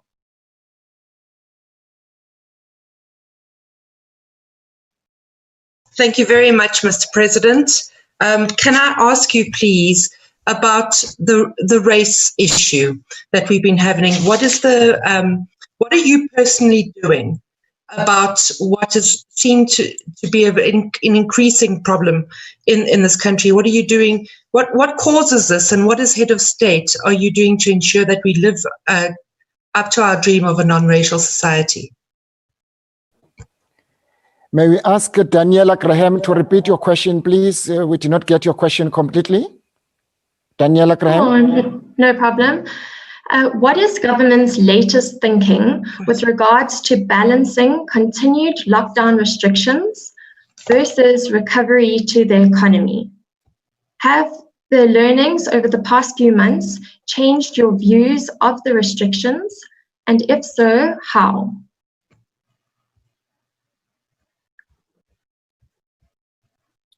Mr. President, work integrated learning is an integral part of journalism students, journalism studies, and so it is with other professions.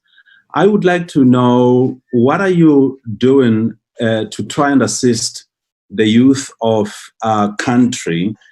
I'm saying this because there are a number of companies that are struggling, as we all know, because of our situation with the economy that is not doing so well. Some companies are now finding themselves having to close their offices, if not lay off staff. Are you perhaps considering, to get SETAs to assist? I now invite you, Mr. President. Let me start with Mahlatsi's question.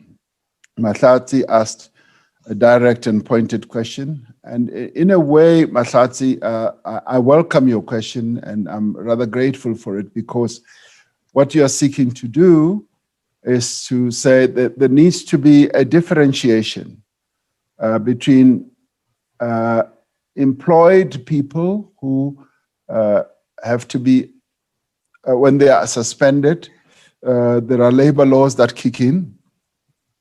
And there are people who, because they are not employed when they are suspended, there are certain considerations that are different. Very, very, very good sort of analysis there. And it is something, Mahlatsi, that obviously we have to pay attention to. Ordinarily speaking, if I, for instance, were to be suspended from my position, I would know that there shouldn't be possibly any pay because I am appointed. I'm elected. And so that distinction needs to be looked at. And it's possible we haven't paid attention to it. And we need to pay closer attention to those nuances, the intricate aspects of it. And we will. There is now a discussion, so you know, there's a discussion, yes, even in the governing party, about these types of matters, which even as decisions were taken had not been thought of. And it is, as it is now going on, we say, oh, these are the implications. This is how it manifests itself. And this will be given attention to with time going forward. So I welcome that because you've just sharpened the point for us. There's a question whether the presidency is now leading in relation to the economy. We all get involved as leaders in the cabinet, as ministers, but indeed the Treasury is the lead department when it comes to the economy, without any doubt or question. What the presidency will be seeking to do is the coordination part, because things need to be done by Treasury, needs to be done by other departments, need to be done by all other ministries, and we want to be able to ensure that things are properly coordinated. And it is only the presidency that has line of sight of what all departments are doing. So the presidency plays that key role of that coordination, and that is clearly also set out in the Constitution. So that is the role that we will be playing in this regard. What is the latest thinking about the balance between the lockdown restrictions and preserving livelihoods? And I think we've always said that it's a delicate balance.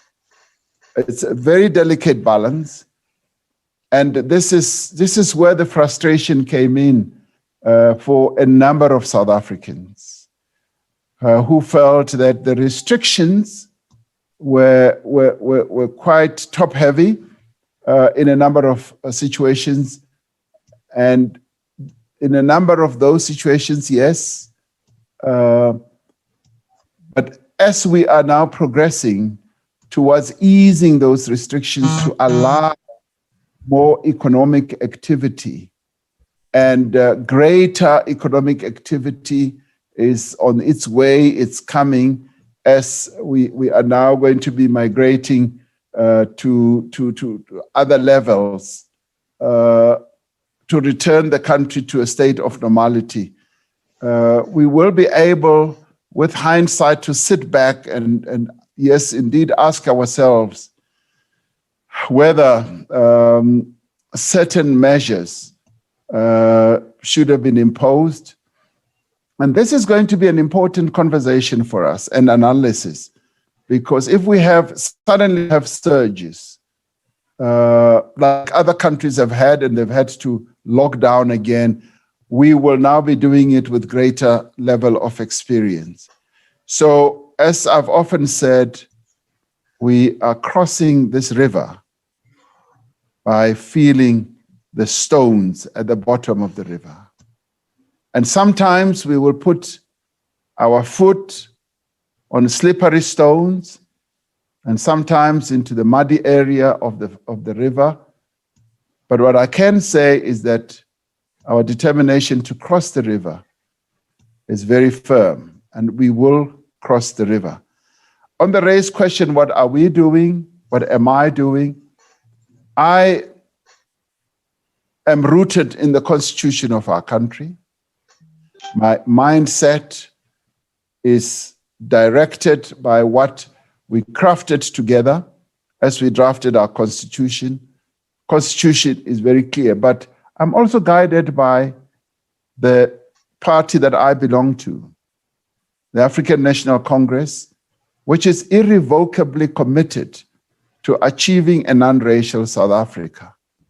And that means that we've got to take demonstrable steps to deal with racism, to rid our country of racism. So armed with the strategic objectives of my party and what we set out in our constitution, I believe one is well armed to be able to deal with racism in every respect. So how do we do that? Oppose racism wherever it occurs. Yes, even speak out against racism and act against racism, and make sure that we do indeed adhere to the ideals that we all set out in our founding document, which is our constitution. And being opposed to racism means that you've got to take proactive action, to promote affirmative action, to promote what we set out in our Bill of Rights, that there must be equality. And equality also means that you rid our country of racism, a country that was defined by race, where there were inequality meant that people were regarded and weighed up on the basis of their race. So one is well armed when it comes to dealing with the question of racism. And I believe that as South Africans, we've all got to be irrevocably committed to a non-racial society and a non-racial South Africa. And that is why we've supported the Black Lives Matter campaign, because the Black Lives Matter is about denying racism. It's about acting against racism. It's about affirming that non-racial character of our country. And that is what I believe is important. Integrated learning, I'm rather glad you raised this. I believe that in a way, if we want to restructure our economy, we've got to be looking more and more at integrated learning, integrate the theoretical part as well as the practical part. And this is where we will be able to migrate out of the type of learning offerings or dispensations that we have. I'm a firm believer in integrated learning opportunities, and where the CETAs will also play a critical role, where the theoretical learning that young people are offered needs to be balanced more or less at the same time with the practical side. And I've always admired the learning offerings that they have in Germany, where young people or people who want to learn do the theoretical for a certain period of the year and thereafter go and do the practical. And I'd like to see our CETAs also promoting that. And I've discussed it with Minister Nzimande, and he is a firm believer in this as well and embraces it. And if we are going to transform the economy of our country, because one of the priorities, as you will hear as we move on, is to increase the skill base of our country. And to increase it, we will need to have this very dynamic balance of approaching learning. So I think if we do that, we have a great future. We will then be able to have young people who are well skilled, and that will also make the learning process very attractive to young people, because they will also know that, and this is how we need to transform our economy, they will know that as you get into learning, you will also be able to get a job a lot easier, because the practical side will have taught you something. Because what has been a barrier to young people is that they learn the theoretical part and employers don't want to get them. Much as the young people in our country have said, we should ban experience, but it has always counted against them. And this way we will be able to have an integrated approach to learning. Thank you very much. Thank you very much, Mr. President, Your Excellency. We've now come to the end of the session of your interaction with the media, Mr. President. But I do want to ask Henriette, if there is violence, if we were to suppress, not to ask the last question, but if the question has not been asked, I will ask you to ask the very last question, Henriette. Yes, Mr. President, you mentioned that you are going to address the country next week.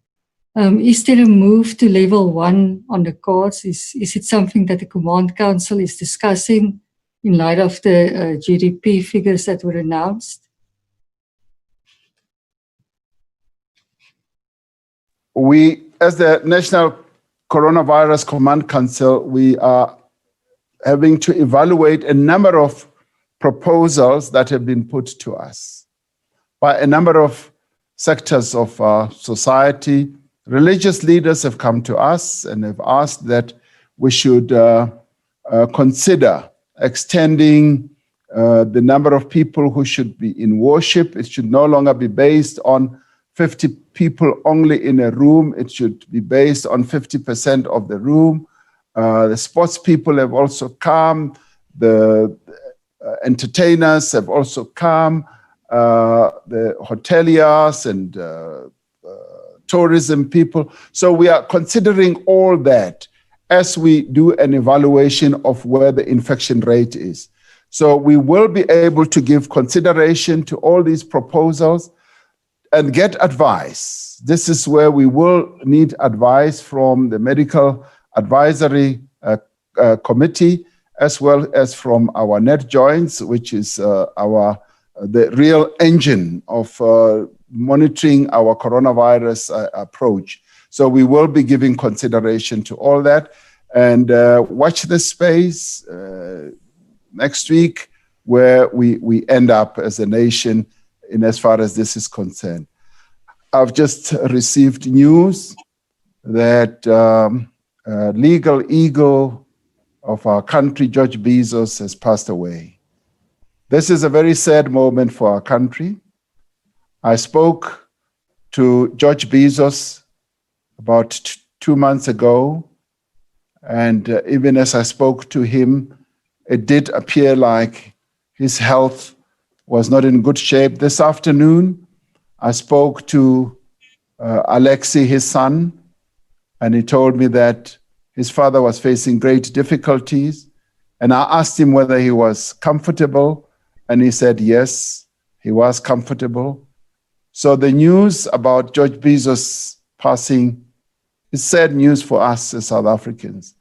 George Bezos is one of those lawyers who contributed immensely to the attainment of our democracy. He worked very closely with Nelson Mandela, Arthur Chaskalson, and many others.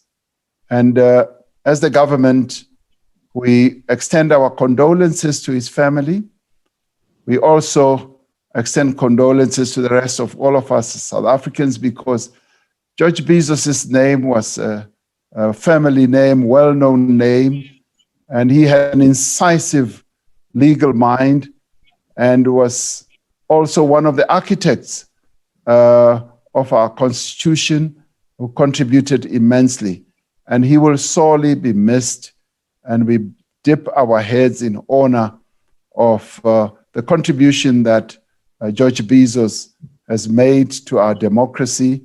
We will forever remember his contribution. Thank you very much. Thank you very much, Mr. President. I will now revert back to you, Chairperson, Mr. Ngalo, to give us your last words of vote to the President. Let me unmute. Thank you very much, Deputy Minister and President. Thank you very much for your time.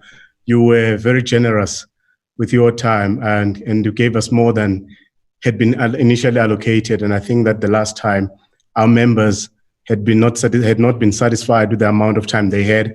I think everyone tonight is satisfied and happy with the amount of time that we got. And President, I must say that we are encouraged by your words, that you will make sure that the ministers will be available, particularly those in the economic cluster. And I think that we also appreciate your frankness in your responses in dealing with the questions from our members. Mr. President, also we do accept on behalf of the members of our colleagues who succumbed to COVID-19, the condolences, and we thank you for that. And that is why actually we decided this year that as Sanef will award the Net Nakasa Award, which is for bravery, to all the journalists of South Africa that have been on the front line responding to the country's efforts to fight COVID-19. We thought it best to do it that way. Lastly, Mr. President, the issue of media sustainability is one that worries us. And I know that the last time you did indicate that you would be interested in engaging in discussions with us to say that how do we ensure that the media in this country is sustainable beyond this period, and also that we're able to play the crucial role that we do in ensuring as an important pillar of our democracy. And we do invite you, President, to perhaps start that conversation among ourselves. As the media, we have started that conversation. I think on behalf of everyone else, I'd like to thank you for your time and thank the Deputy Minister and thank the members and everyone else for their contributions. Thank you very much. Thank you very much, Chairperson. Thanks very much, Mr. President, once more for your time. You are indeed generous. The session was more than 2 hours. That explains how much you take seriously the issue of the nation. We want to thank different media houses for the opportunity that this message tonight, Mr. President, it has gone to millions of South Africans. We thank them very much. Continue as a media to be the voice of the voiceless. At this moment, Mr. President, I will invite you to give your closing remarks to the media. Well, thank you very much, Deputy Minister Zizi Kodwa, and thank you very much, Sbu. Let me extend my gratitude to all of you. You all asked extremely difficult questions.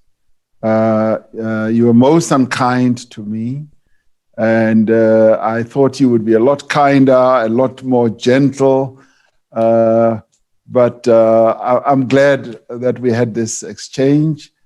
And I saw it, I'm just saying what I said in jest, I saw it as a real dialogue. And I'd like us to continue, because it is when we have this type of dialogue that we are able to contribute to building the nation, and where some of your questions come forward as things that we need to think about. Some of them are suggestions that I take very seriously, like the question that Mahlatsi asked. These are issues that we are grappling with as we are crossing this river. So I really thank you, and I really look forward to our next engagement as we continue to deal with this COVID devastation, not only to the lives of our people, but also to our economy. I am certain that we will come out okay. It may take us longer than we expect, but if we hold hands and work together as a nation, including the fifth estate that you are, we will be able to find all the solutions that our country needs. Thank you very much for the engagement. Thank you. Thank you very much, Mr. President. Members of the media, it's a good evening from our side. Thank you very much. Thank you. Good night, everyone. Thank you very much.